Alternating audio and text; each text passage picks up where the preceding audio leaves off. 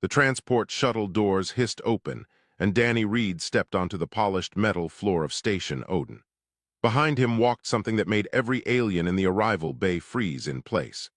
Bruno padded forward on all fours, his brown fur rippling over 800 pounds of pure muscle. The grizzly bear's eyes scanned the crowd with an intelligence that made some of the smaller species take several steps back. Danny carried a simple duffel bag over his shoulder. His uniform was crisp and new, marking him as a fresh cadet. He looked young, maybe 20 standard years, with dark hair and steady brown eyes that had seen their share of Earth's wilderness.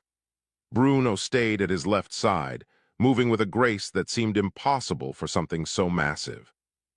"Is that a predator?" someone whispered in the crowd. "Did that human bring his own attack beast? What kind of species allows this?" Danny ignored the whispers. He had expected them. Humans were still new to the galactic community, only 2 years since first contact. Most aliens had never seen a bear before, let alone one walking beside a person like an old friend. The Academy registration desk sat at the far end of the bay. Danny walked toward it with calm confidence. Bruno's claws clicked softly on the metal floor. Aliens parted before them like water around a stone. Some looked curious, others looked afraid, and a few looked disgusted. Behind the desk sat a Chitauri, an insectoid species with compound eyes and 4 arms. She looked up from her data pad and her mandibles clicked nervously. "Name and species for registration," she said in accented standard. "Danny Reed, human, Earth registration number 7742. "And she gestured at Bruno with one delicate claw. "Bruno, registered combat companion. All documentation was submitted 3 months ago." The Chitauri tapped at her pad with 2 hands while the other 2 sorted through physical files. Her antennae twitched with what might have been stress.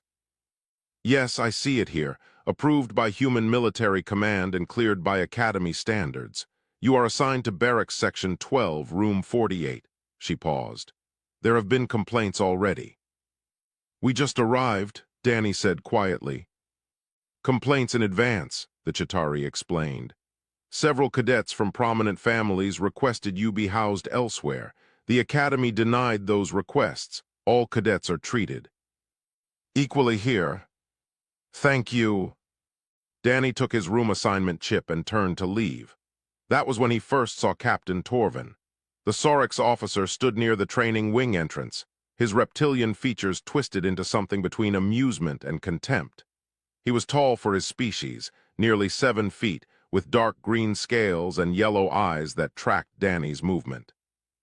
"Extraordinary," Torvin said loudly enough for half the bay to hear. "The humans send us children and pets. What next? Will they enroll their livestock?" Several nearby cadets laughed. Torvin's reputation was well known. He came from Saurix nobility and had graduated at the top of his class 5 years earlier. Now he served as a junior instructor, training new recruits while waiting for his deep space assignment. Danny kept walking. Bruno's ears flicked toward Torvin, but the bear maintained his calm pace. "I am speaking to you, human," Torvin called out. Danny stopped and turned. His expression stayed neutral and polite. "Yes, sir." "That creature, explain why you brought it to a military academy." "Bruno is my registered combat companion, sir.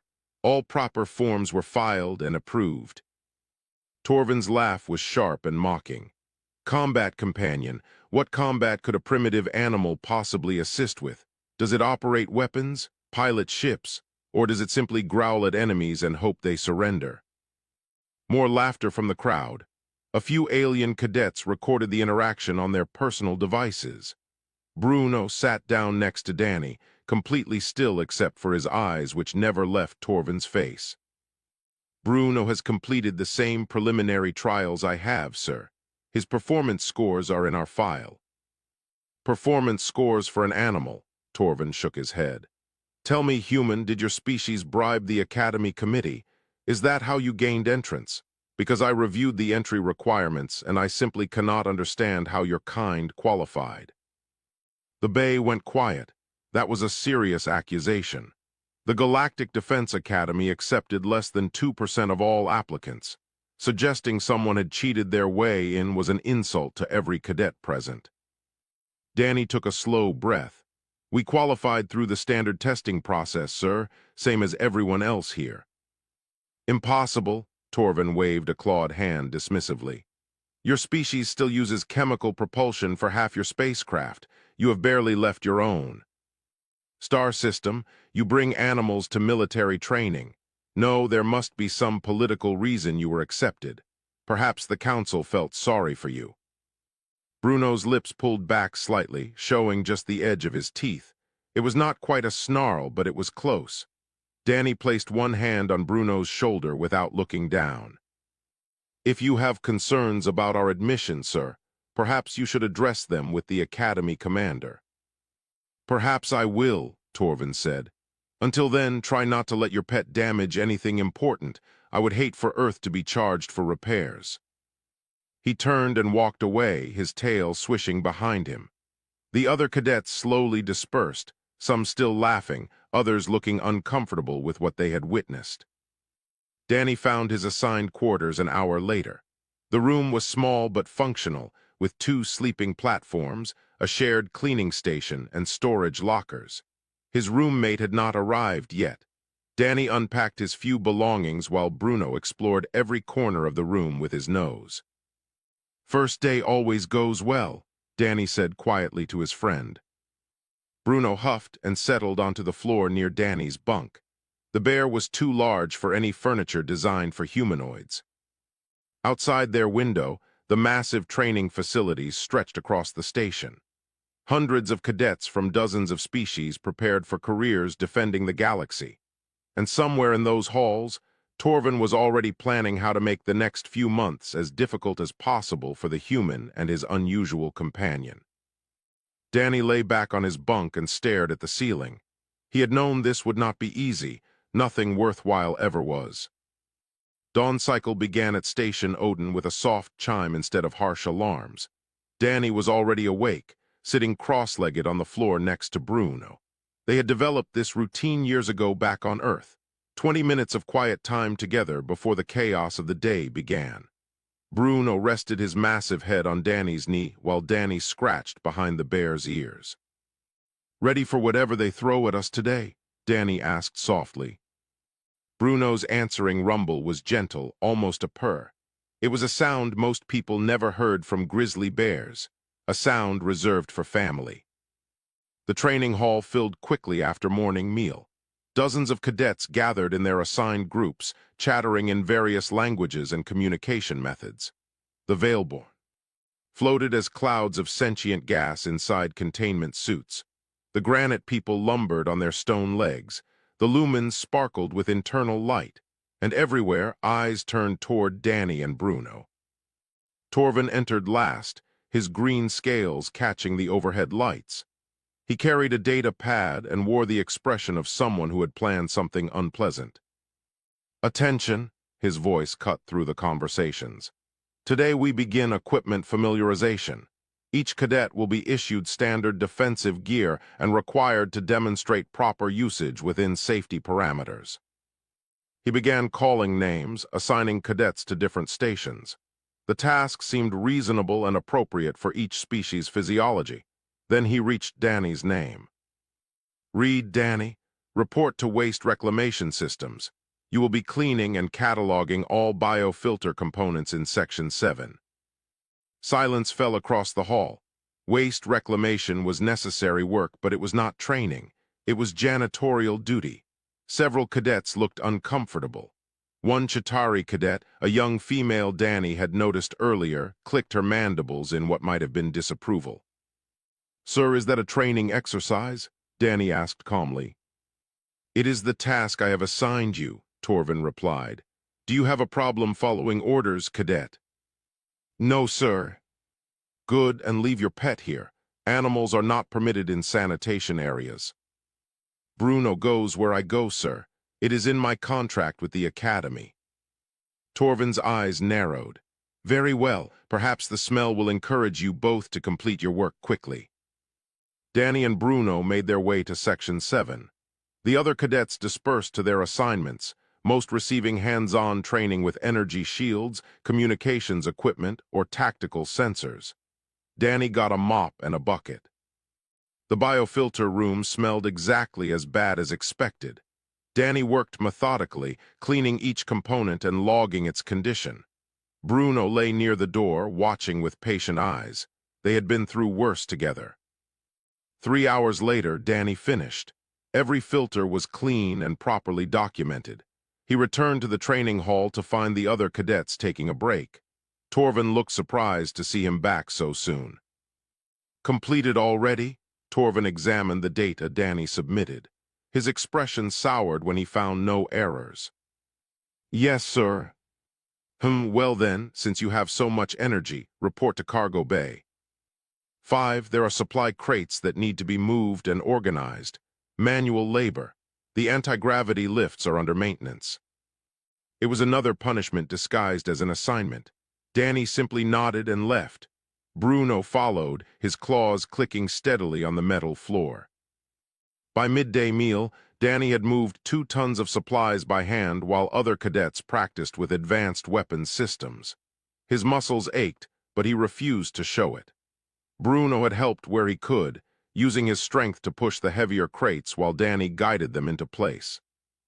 They sat together in a quiet corner of the meal hall. Danny ate his rations slowly while Bruno worked on the specialized food pack designed for Earth carnivores. Several cadets approached their table. The young Chitauri female was among them. That was not right, she said without introduction. Her standard was clearer than most. What Torvin did today, everyone knows it. I am Trill, she continued. Navigation Specialist Track, these are my friends. She gestured to a Lumen whose body glowed soft blue, and a Veilborn whose containment suit had been decorated with small painted stars. Brightness, the Lumen's voice chimed like crystal. Engineering. Call me Drift, the Veilborn's voice came through speakers on the suit. Communications. Danny, he replied, and this is Bruno. Is he really trained for combat? Trill's antennae leaned forward with curiosity.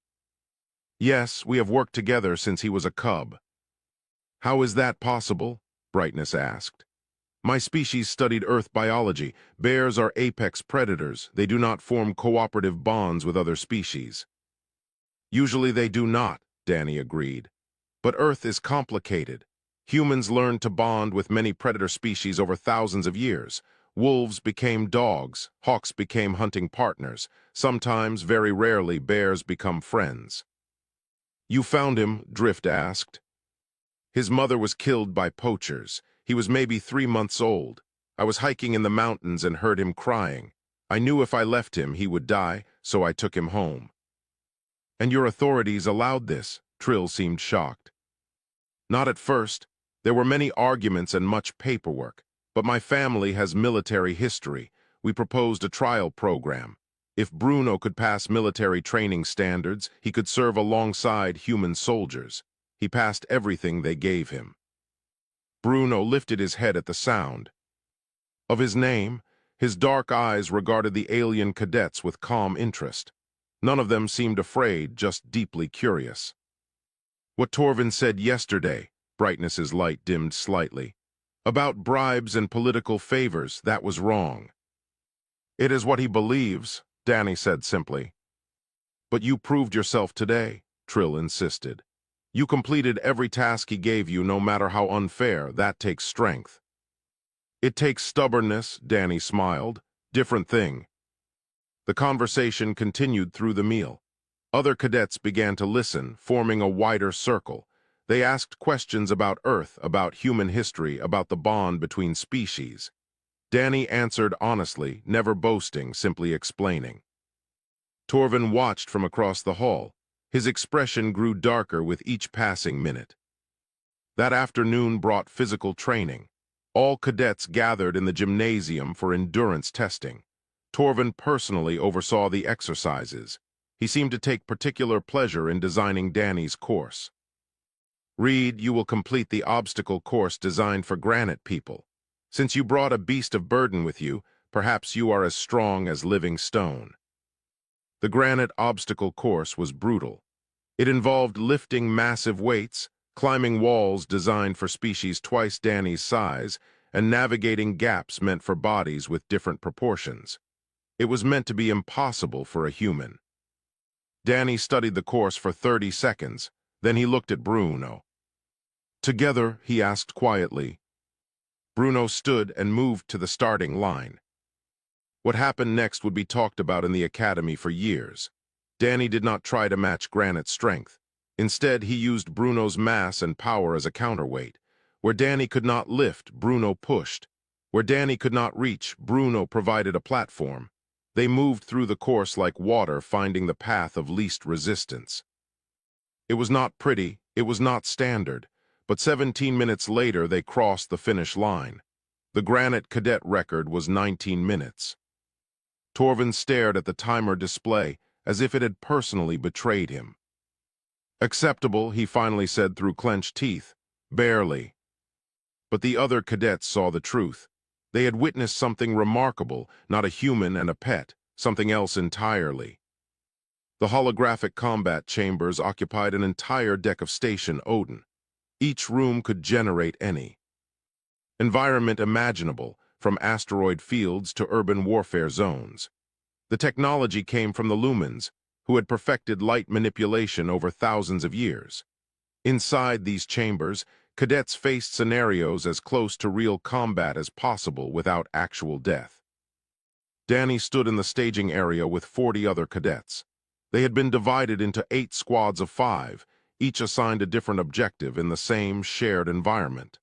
The scenario briefing played on every cadet's heads-up display. "Hostile forces have captured a civilian transport vessel," the narrator's voice explained in flat standard. "Multiple hostages are held in different sections of the ship. Your squad must infiltrate, neutralize threats, and extract civilians with minimal casualties. Time limit, 30 minutes. Failure parameters include hostage death, squad elimination, or objective abandonment." Torvin moved through the staging area, personally assigning squad positions. When he reached Danny, his smile was cold. "Reed, you and your animal will function as Squad 7. No additional members." Trill's antennae shot up in alarm. "Sir, all other squads have 5 members. That is not balanced." "Squad 7 requested special consideration due to their unique partnership," Torvin lied smoothly. "I am simply honoring that request, unless Reed believes he cannot handle the assignment." Danny met Torvin's eyes. "We will manage, sir." "Excellent. Squad 7 will take the aft cargo section. It has the highest concentration of hostiles and the most complex layout. Good luck." The other squads received more favorable positions with clearer approach routes. Danny did not argue. He simply checked Bruno's equipment harness, making sure the communication device was secure and the tactical camera was functioning. Bruno wore no weapons, but the harness had sensors that fed information to Danny's display. The simulation began with a flash of light. Suddenly, Danny and Bruno stood in a narrow metal corridor. Emergency lights flickered red. The ship's layout appeared on Danny's visor, showing hostage locations and suspected enemy positions. 43 hostiles estimated in their sector, 12 hostages. "Okay, boy," Danny whispered. "Let us do this quiet." Bruno's nose went to work immediately. The holographic environment replicated sense as well as sights. To Bruno's enhanced senses, the difference between real and simulated enemies was meaningless. He could track movement through walls based on air currents and artificial pheromones the system generated. They moved deeper into the cargo section. Most squads would assault directly, using weapons and shields to overwhelm enemy positions. Danny chose a different path. He followed Bruno's lead, letting the bear's senses guide them through maintenance tunnels and ventilation shafts that did not appear on standard maps. The first hostage group was guarded by 6 holographic enemies. Danny waited above them in a ceiling access point while Bruno circled around through a cargo container maze. On Danny's signal, Bruno created a distraction, knocking over a container with a tremendous crash. When the guards turned to investigate, Danny dropped behind them and used a stun weapon to neutralize all 6 in rapid succession. "Hostages secure, moving to extraction point," Danny reported over squad communications. In the main control room, instructors watched every squad's progress on massive displays. Torvin stood with his arms crossed, waiting for Squad 7 to fail. But the other instructors leaned forward with interest. "He is not engaging directly," one observed, "using the animal's sensory advantages to avoid confrontation entirely." "Look at the coordination," another pointed. "No verbal commands, they communicate through body language and predetermined signals." Squad 7 cleared 2 more hostage groups using similar tactics. Bruno's ability to detect enemies through walls meant Danny always knew exactly where threats were positioned. They moved like smoke, appearing and disappearing before enemies could mount effective resistance. Other squads encountered heavy resistance. Squad 3 lost 2 members to simulated fire. Squad 5 failed their objective entirely when a hostage was killed in crossfire. But Squad 7 continued their methodical advance. The final hostage group was the hardest. 8 guards in a central room with no cover and multiple entrance points. Any direct assault would result in hostage casualties. Danny studied the situation for 90 seconds while Bruno remained perfectly still beside him. Then Danny noticed something. The holographic projectors had a slight delay when rendering rapid movement. It was barely noticeable, maybe 0.2 seconds, but it was enough.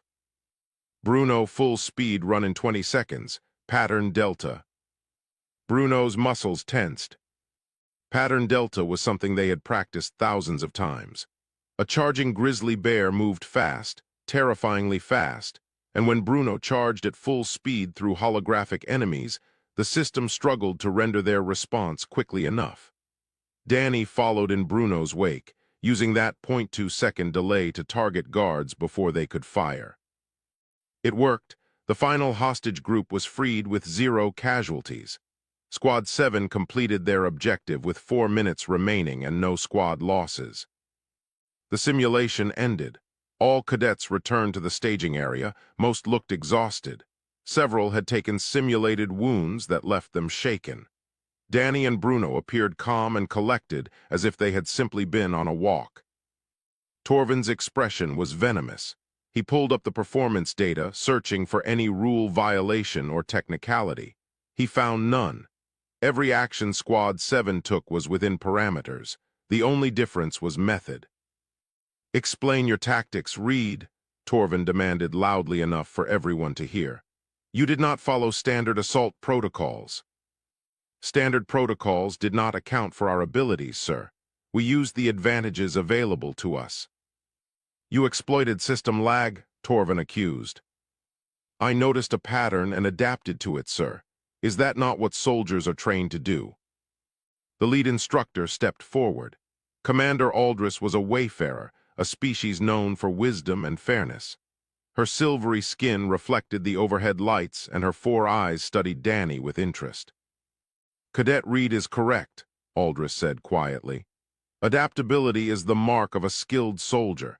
Squad 7 achieved their objective with the highest efficiency rating of any squad today. This should be commended, not questioned." Torvin's jaw clenched, but he said nothing more. As cadets dispersed, several approached Danny with new respect. Trill walked alongside him toward the exit. "That was amazing," she said. "I have never seen anyone move through a simulation that way." "Bruno did most of the work," Danny replied honestly. "No," Brightness chimed in, having overheard. "You worked together. That is different than one doing more than the other. It was partnership." "How did you train him to be so precise?" Drift asked. "My species studied command hierarchies extensively. What you two do does not fit any known model." Danny stopped walking. Bruno sat next to him, patient and calm despite the attention. "I did not train Bruno to obey me," Danny said carefully. "I taught him to trust me, and he taught me to trust him.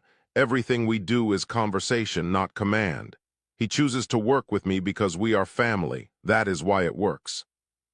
"Your species forms families with predators," Trill's antennae expressed confusion.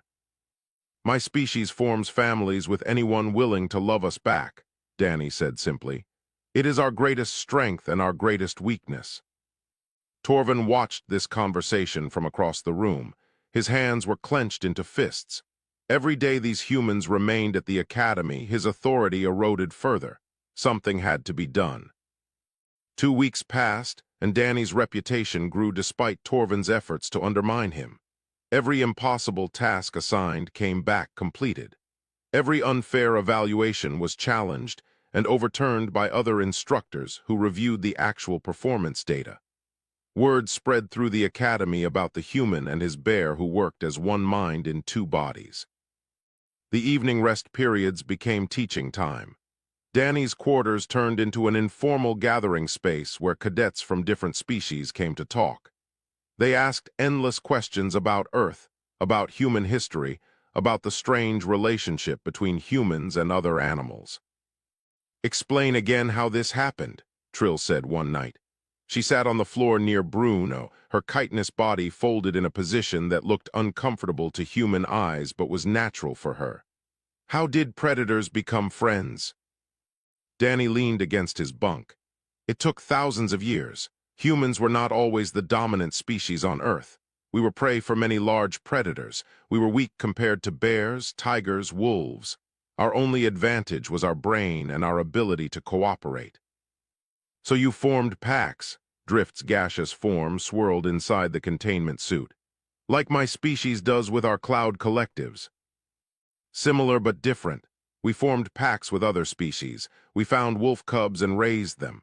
Over generations they changed. They became dogs. They hunted with us, protected our children, shared our homes.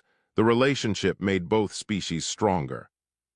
"But bears are different," Brightness pulsed with curiosity. "Dogs evolved alongside humans, bears did not." "No, they did not. Bruno is still wild in his heart. I did not change what he is. I just gave him a choice about who to trust." Bruno rumbled softly at his name. Several cadets had learned this was his contentment sound. Trill carefully extended one delicate claw and touched the fur on Bruno's shoulder.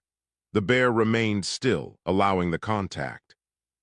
"He lets us near him because you trust us," Trill said with wonder. "He reads your emotions and mirrors them." "That is part of it," Danny agreed. "But he also makes his own judgments. If he thought any of you were a threat, I could not stop him from reacting. I do not control him. We choose each other every day." These conversations happened often now. The alien cadets were beginning to understand something fundamental about humanity. It was not technology or strength that made humans unique. It was their capacity to form bonds across impossible divides. Torvin heard about these gatherings. His anger festered. In his culture, strength was measured in individual achievement and family lineage.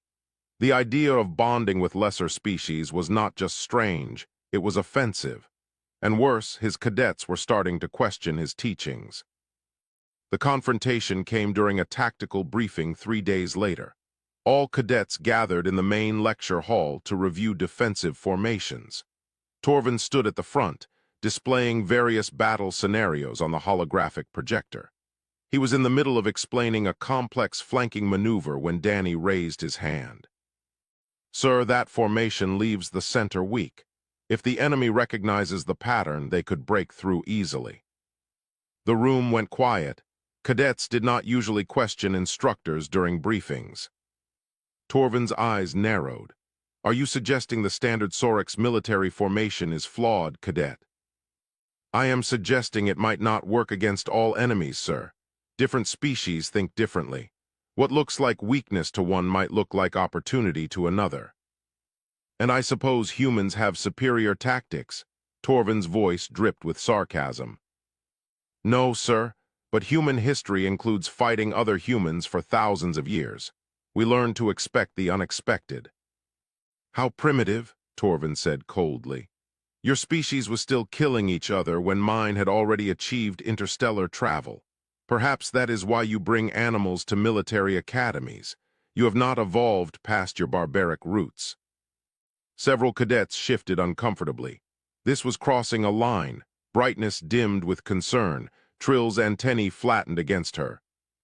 Head. Danny remained calm. Our history is violent, sir. We do not deny that, but we learned from it. We learned that different perspectives make us stronger. That is why Bruno and I work together. Different species, different strengths, one purpose. One purpose, Torvin repeated mockingly. What purpose could an animal possibly understand? Does it comprehend military strategy? Does it understand sacrifice and duty? Or does it simply follow you because you feed it? Bruno's head lifted, his ears focused on Torvin. The bear's posture shifted slightly, becoming more alert. Bruno understands plenty, sir, Danny said quietly.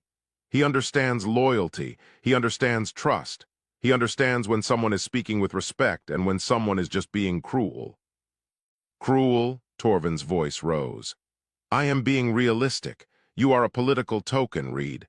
Your species was accepted into the academy not because you earned it, but because the council wanted to appear inclusive. You are a charity case walking around with a pet, pretending to be a soldier. That is enough, Trill stood up suddenly. Sir, with respect, that is not appropriate. Sit down, Cadet, Torvin snapped, or you will join Reed in remedial training. I do not mind remedial training if it means speaking truth, Trill said firmly. Danny has outperformed half the cadets in this room. His scores are documented. This is not about ability. This is about prejudice. Torvin's face flushed darker green.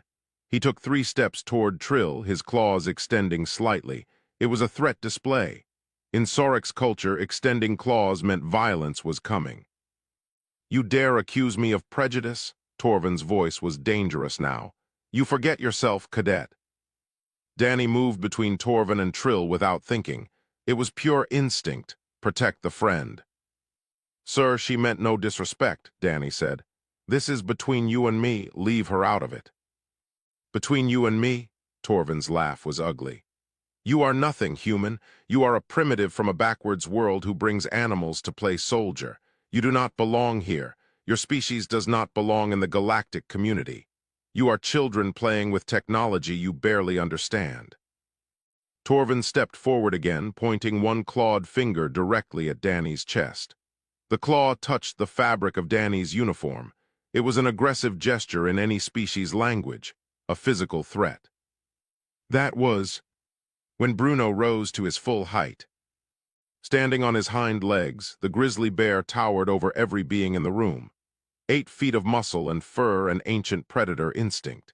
His lips pulled back, showing teeth that could crush bone, and from deep in his chest came a sound that made the air itself seem to vibrate. The growl was not loud. It did not need to be. It was a frequency that triggered something primal in every species present, every prey instinct, every survival mechanism coded into DNA over millions of years of evolution. It said one simple thing: death is here.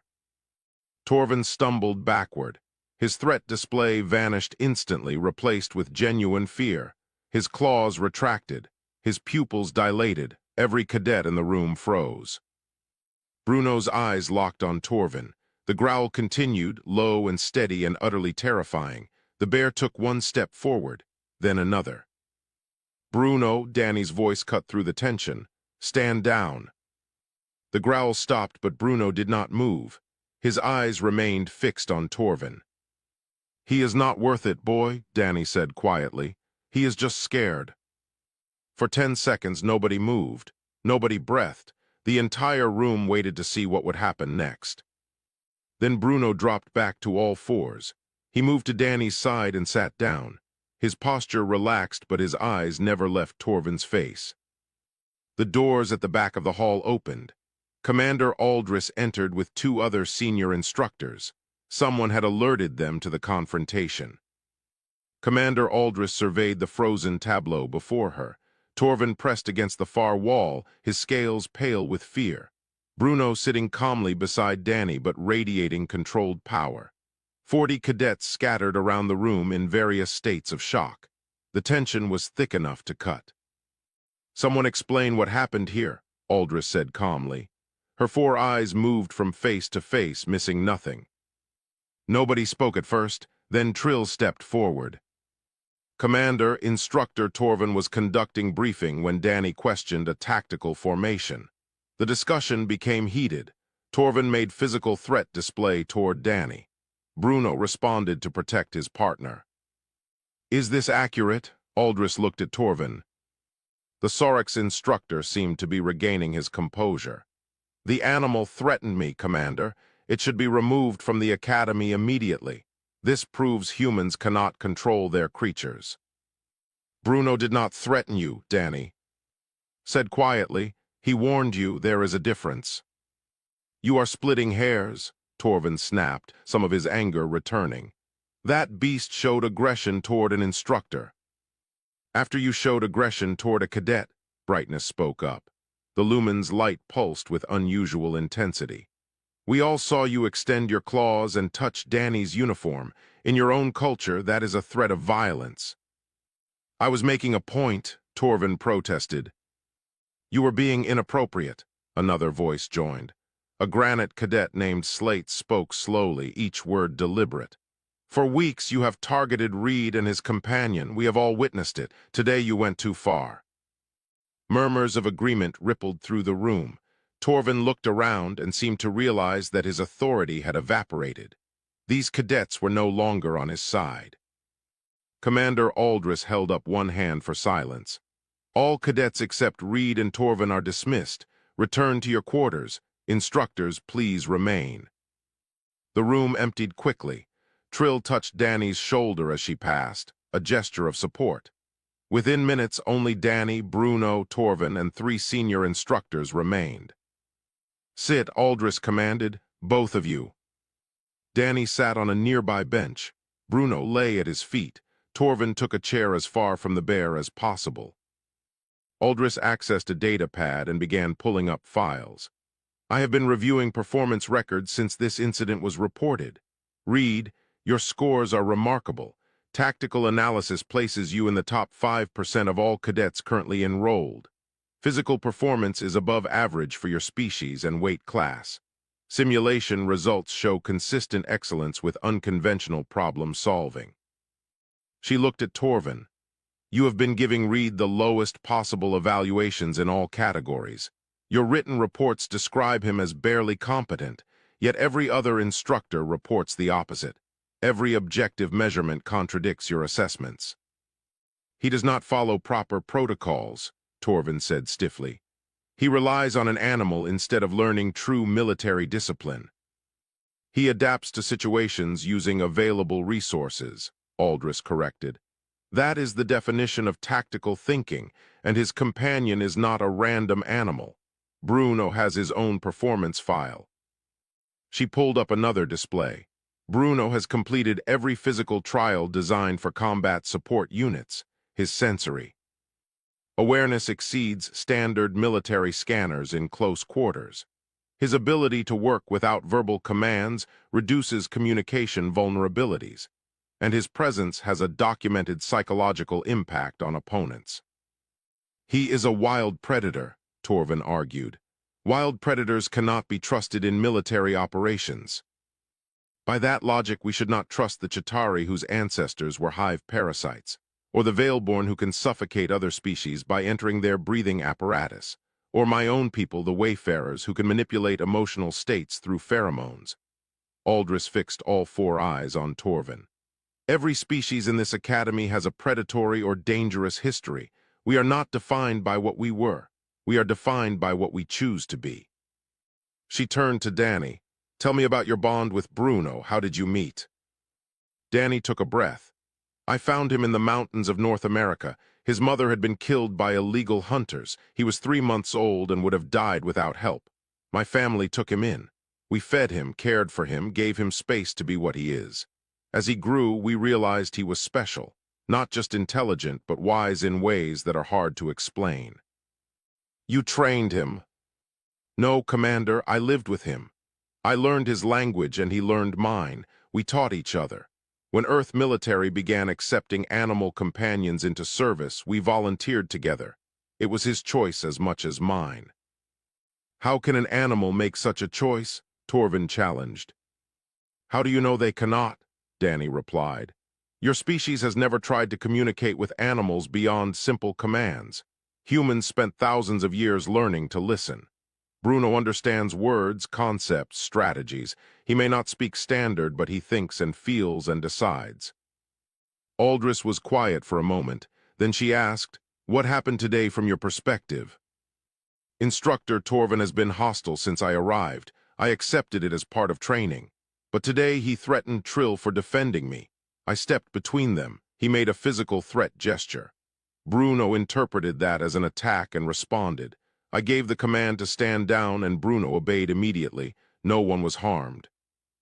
"And if you had not commanded him to stop?" Danny met her eyes honestly.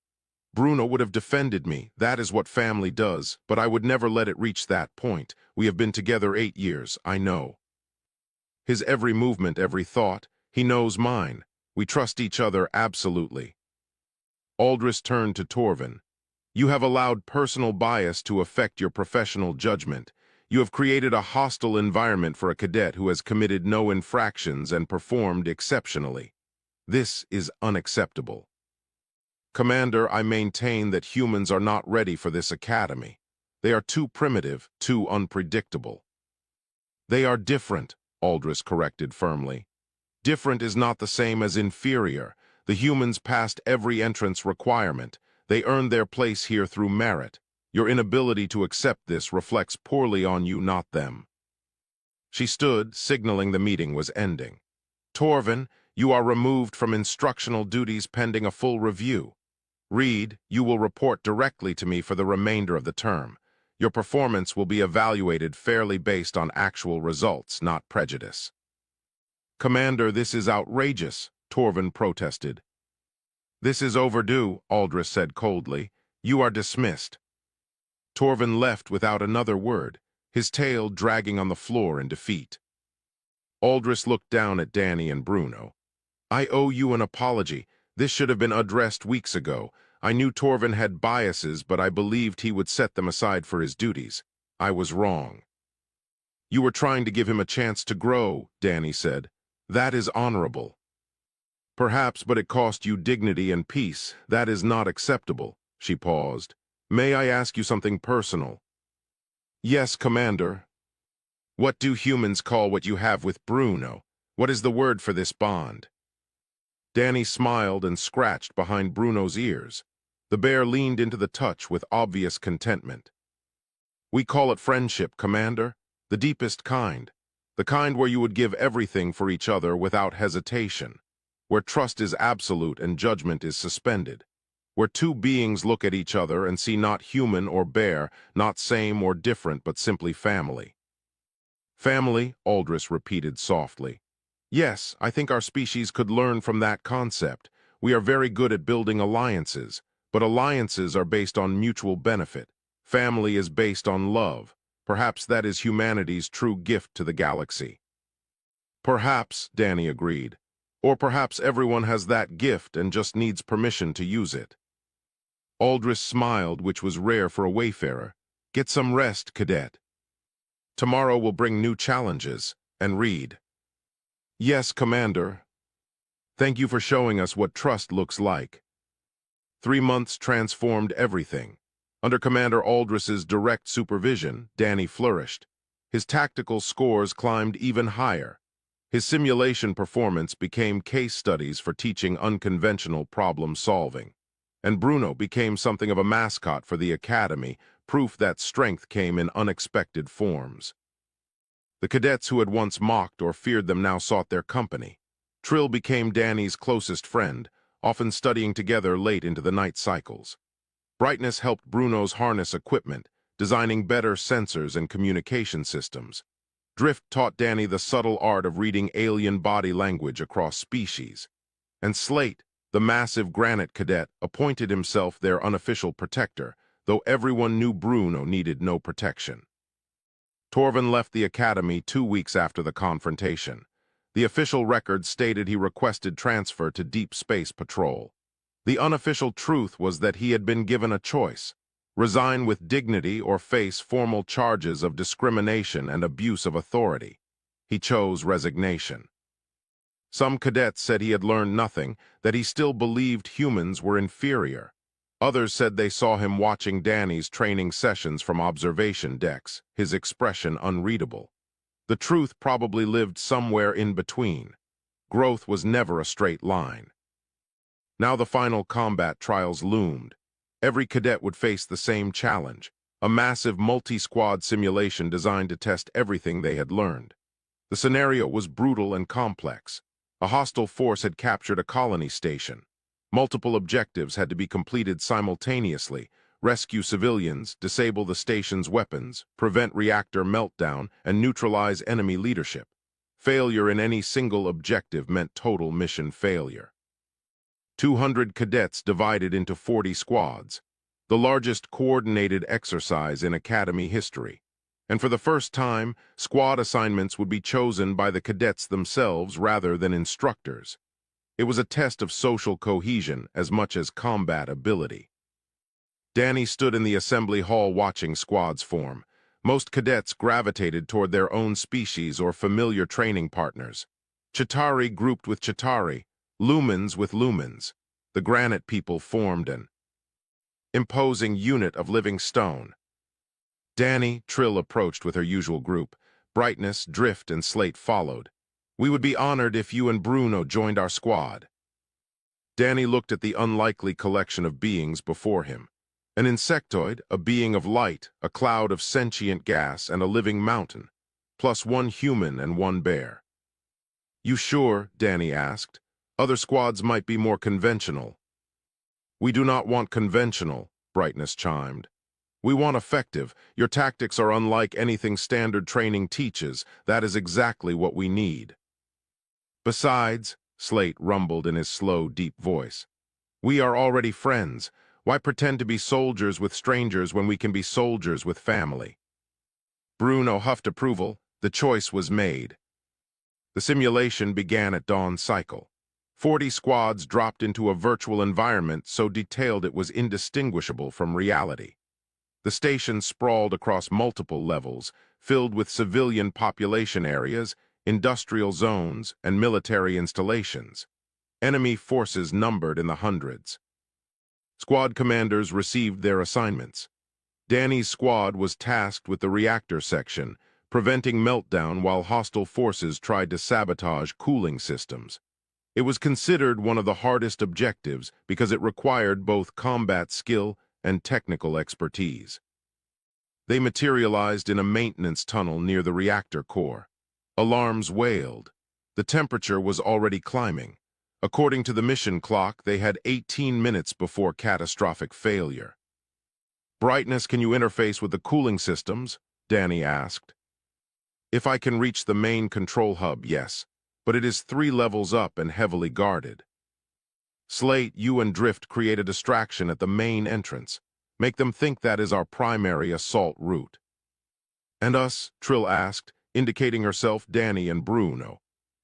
"We go through the plasma conduits.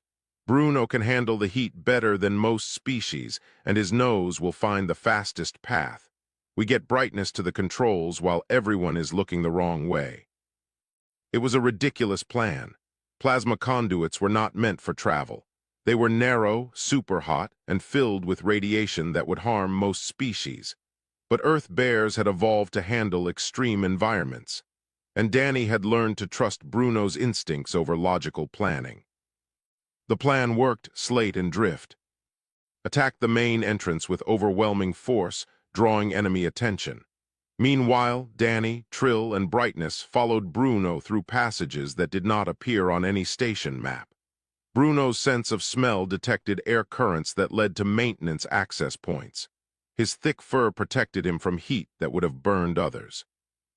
They reached the control hub from above, dropping through ventilation shafts into a room filled with surprised enemies. The fight was quick and brutal. Trill's combat skills were exceptional at close range. Brightness released a blinding flash that stunned opponents, and Bruno's sheer physical presence scattered the rest. Brightness accessed the systems and stabilized the reactor with 2 minutes to spare on the countdown. But the simulation was not over. Multiple squads were still fighting across the station. Some were succeeding, others failing catastrophically. "This is Squad Commander Reed to all units," Danny broadcast on the general channel. "We have reactor secure, requesting status updates." Responses flooded back. Squad 12 was pinned down in the civilian sector. Squad 27 had lost half their members trying to reach the weapons array. Squad 6 needed backup to breach the enemy command center. "We can help," Trill said. "We completed our objective early." Danny made a decision. "All squads, this is Reed. Send your locations and status. Any squad that has completed their objective, converge on failing positions. We do this together or not at all." It was not standard protocol. Each squad was supposed to focus on their assigned objective and nothing else. But Danny was thinking like a human, like someone who understood that survival meant helping the whole tribe, not just your immediate family. Within 10 minutes, successful squads were reinforcing struggling ones. Slate and his granite teammates formed a mobile shield wall that allowed other squads to advance. Brightness used her light manipulation to blind entire groups of enemies. Drift infiltrated communication systems and fed false information to enemy commanders. And Bruno became a symbol. Every cadet who saw him remembered that strength came in unexpected forms. The bear who should not have been there, working beside the human who had been mocked, both proving that different did not mean lesser. The simulation ended with total victory, every objective completed. Casualty rates were the lowest in Academy history for exercises this complex, and the performance reports were extraordinary. Graduation came 2 weeks later. Danny stood with 200 other cadets in their formal uniforms. Bruno wore a special harness decorated with the Academy emblem. Commander Aldris addressed them all, her 4 eyes sweeping across species from a dozen worlds. "You are no longer cadets," she said. "You are officers of the Galactic Defense Force. You represent your worlds and your peoples, but more than that, you represent an idea. The idea that cooperation is stronger than competition. That diversity is a strength, not a weakness. That family can be chosen as well as born." She paused. "This graduating class has taught the Academy as much as we taught you. You showed us that our old ways of thinking have limits, that the best solutions come from unexpected places, and that the bonds between beings matter more than the species they belong to." Rankings were announced. Danny placed 3rd overall in his class. Trill was 5th, Brightness 7th. Their squad had the highest combined scores of any team in decades. As cadets filed out to receive their assignments, Torvin appeared at the edge of the crowd. He looked smaller somehow, less certain. He approached Danny slowly, his tail low in a gesture of submission. "I owe you an apology," Torvin said quietly. "A real one, not words forced by commanders." Danny studied him. "Go on." "I was wrong about you, about your species, about what strength means." Torvin looked at Bruno. "I spent my life believing that individual power was all that mattered, that hierarchy and dominance were the natural order. You showed me something different. You showed me that choosing to trust someone makes you stronger, not weaker." "What changed your mind?" Danny asked. "I watched the final combat trial. I saw what you did, coordinating all those squads, putting mission success above personal glory. In my culture, a warrior seeks individual honor. You sought collective survival, and it worked better than anything I was taught." He extended his hand, slowly, claws retracted. "I am sorry for the pain I caused. I hope someday you can forgive me." Danny took his hand. Bruno allowed Torvin to approach, which was perhaps the greatest sign of forgiveness possible. "We all make mistakes," Danny said. "What matters is learning from them." Torvin nodded and walked away. Whether he would truly change or simply go back to his old ways, only time would tell. But he had taken the first step. Danny received his assignment an hour later. Frontier Defense Fleet, Sector 7, assigned to rapid response teams. Bruno's name was listed right next to his as full combat partner with officer rank equivalent. They would be protecting colony worlds on the edge of explored space. Trill, Brightness, Drift, and Slate all received assignments to the same sector. Not the same ships, but close enough to meet during leave rotations. The friendships formed at the academy would continue into service. As Danny and Bruno walked toward the transport docks, Commander Aldris intercepted them one last time. "A word, Lieutenant Reed," she said, using his new rank. "Yes, Commander. I have been asked to expand the Academy's training programs, to create new courses focused on interspecies cooperation and unconventional tactics. I would like permission to use your methods as teaching examples." "Of course, but Commander, they are not really my methods. Bruno and I just do what feels natural." "That is exactly why they work," Aldris said. "Rigid doctrine creates rigid thinking. Natural cooperation creates adaptability. The galaxy needs more adaptability right now." She looked at Bruno. "Take care of him." Bruno huffed softly. "And you," she said to Danny, "take care of him." "Always," Danny promised. They boarded their transport as the station's sun rose over the observation windows. Somewhere out in the frontier, new challenges waited, new friends to make, new bonds to form. The galaxy was vast and full of danger, but it was also full of possibility. Danny scratched behind Bruno's ears as the ship prepared for departure. The bear leaned against him, warm and solid and utterly trusted. They had come to the academy as outsiders. They left as officers. And somewhere along the way, they had taught an entire institution that family was not limited by species.